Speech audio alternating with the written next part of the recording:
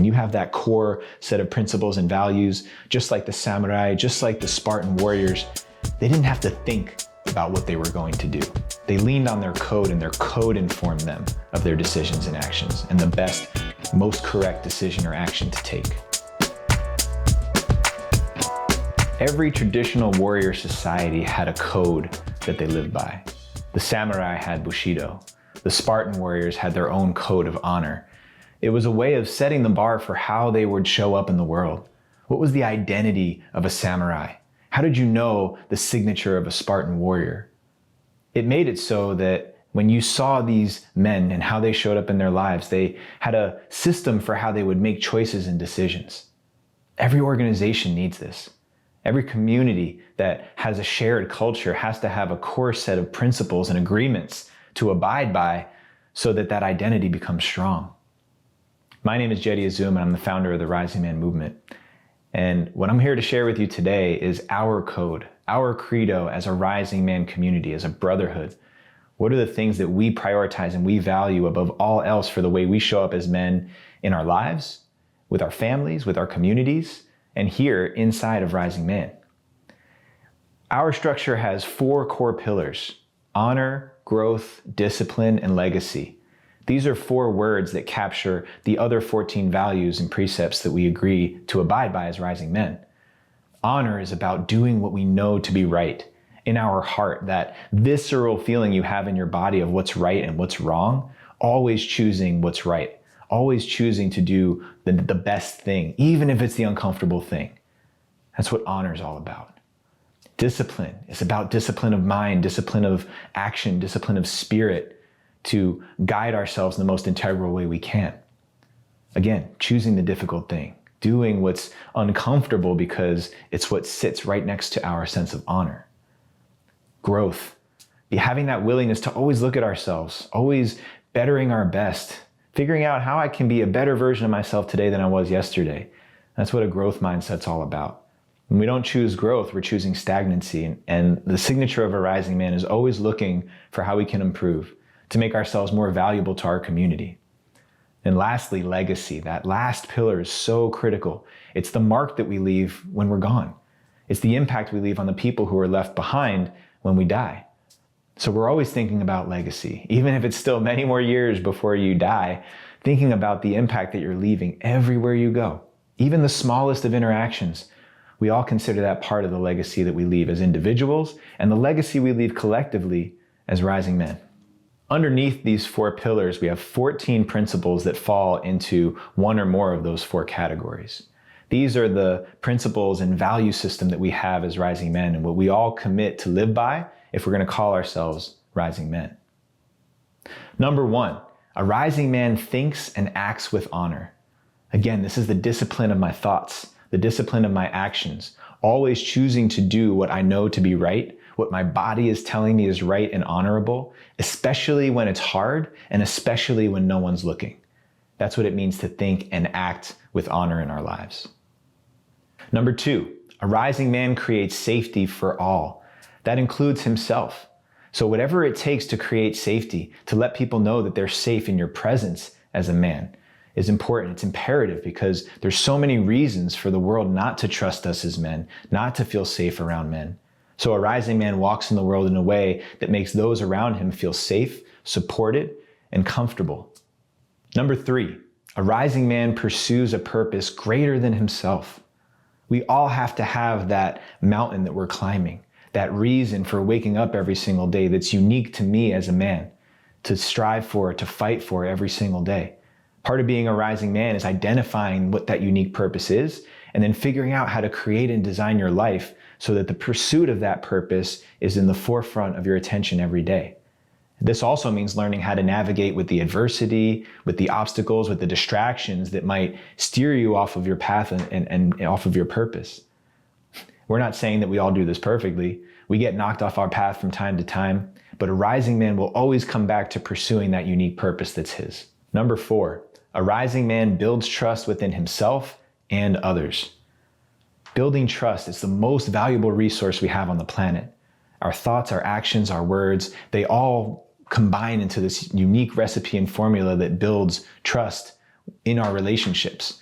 And so a rising man focuses on building trust, giving our word and following through on our word so that trust grows in our close interpersonal relationships and also within ourselves. We need to demonstrate that when I say I'm going to do something, I follow through on it. And a rising man prioritizes building trust in all of his relationships. Number 5, a rising man leads by example. We put more emphasis on our actions than our words. Show me. Show me what it looks like to be the example. Show me what you want to see in others, and do that by being the one to go first. A rising man's not afraid of being the one to lead the charge, to demonstrate the uncomfortable thing by going first. There's a lot of people who are afraid to take that strong, courageous leap forward, and a rising man always looks for the opportunity. In fact, he seeks out the opportunity to take that step and lead by example, to set the bar for everybody else around him. Number 6, a rising man defends the sacred and protects his people.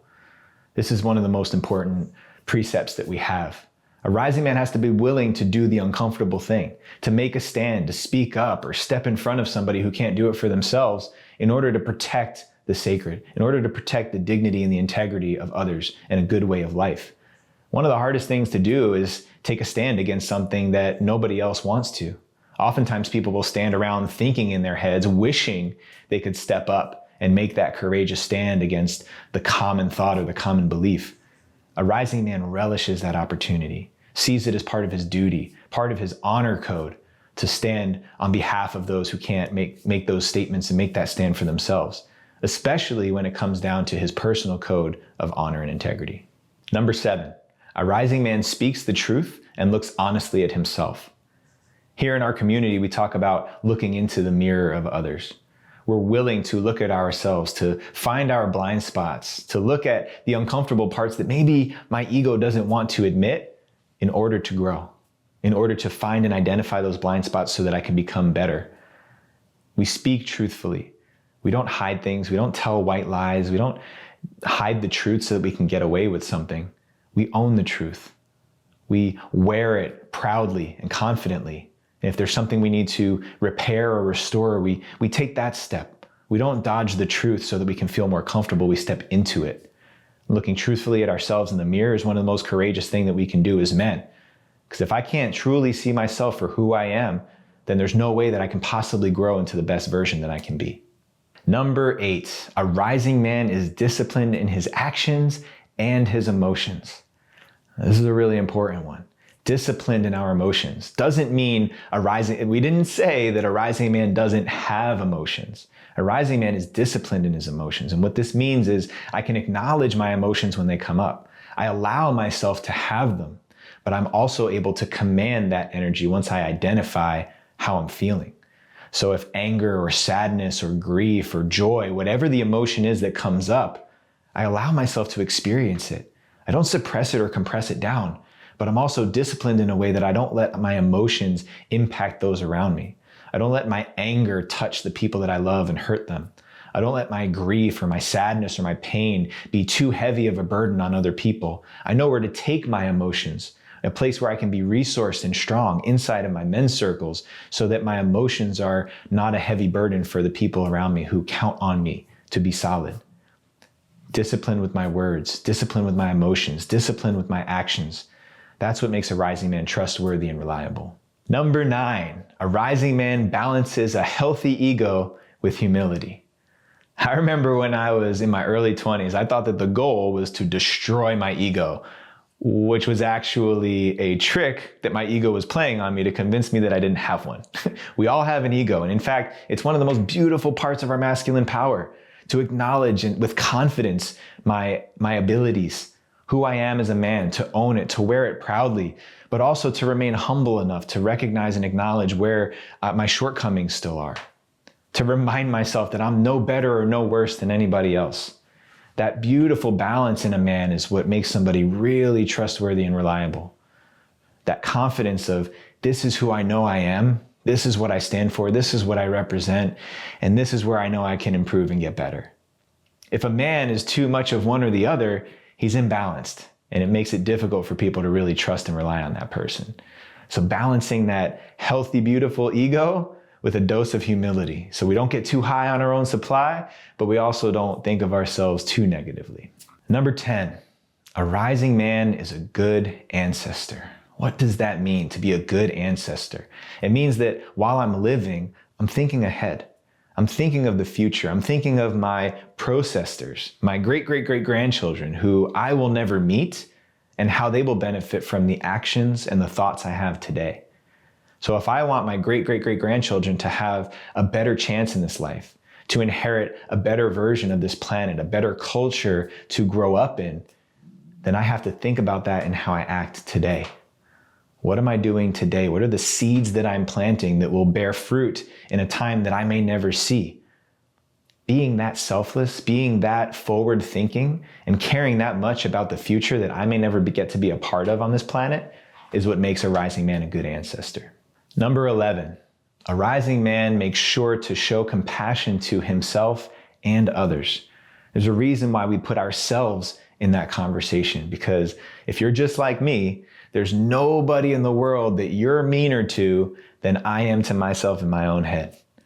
We can be our own worst enemies, the harshest critic. So we have to be able to show compassion to ourselves. Nobody's perfect. We're all going to fail. We're all going to make mistakes. So show compassion to the self. Show compassion to others. Be graceful, be understanding and kind, knowing that we're all human beings and none of us are perfect in our actions. We don't excuse repeated breaches in confidence and commitments, but we also have compassion and kindness in recognizing that we're humans at the same time. And there's a really important balance to have there as a rising man. Number 12, a rising man always listens first in order to learn and understand. They say that we have 2 ears and 1 mouth so that we can listen better and talk less. And that's exactly how we hold it in rising man. We want to make sure that we're listening, that we're taking in information. I'm not going to be hasty. I'm not going to be reactive in my words or try to gain leverage in a relationship or conversation. I have the capacity and the confidence to stand and listen and understand.